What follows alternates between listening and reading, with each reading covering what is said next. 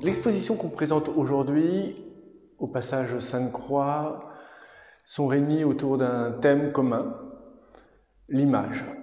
Mais dire l'image, c'est insuffisant. Ce qui nous importe, c'est ici l'image de soi, l'image de nous-mêmes. Et plus précisément encore, ce qui m'occupe, c'est la fabrique de l'image de soi.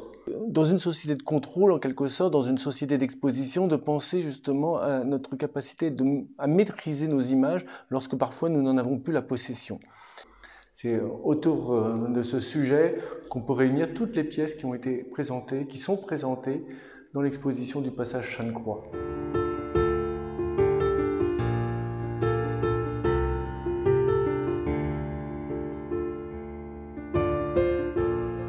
C'est cette notion de se retrouver face à soi-même, face à sa silhouette, et du coup ça permet aux gens, dans le monde dans lequel on vit, donc un monde super connecté où il y a les réseaux sociaux, des caméras partout, ça permet aux gens justement de se retrouver justement face à eux-mêmes, et donc de réapprendre à utiliser leur corps, se voir, se comprendre, etc.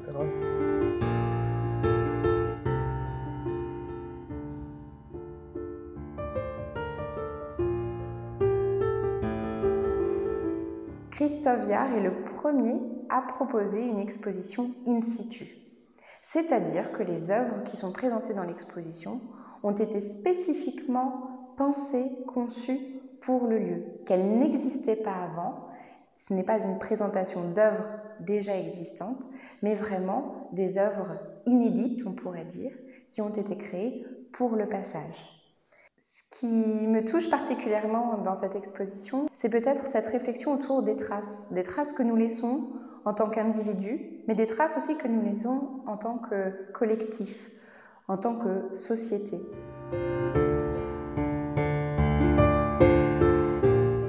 Nous, on est juste une petite trace parmi tant, mais en fait, notre trace, elle compte parce que, en fait, sans ma trace, sans la trace de l'autre personne, il n'y aura rien.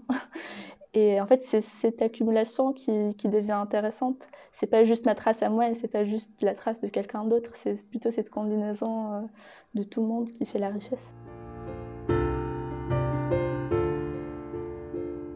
C'est aussi son travail, Christophe Viard, qui récolte par exemple les coupures de journaux avec des images de foule.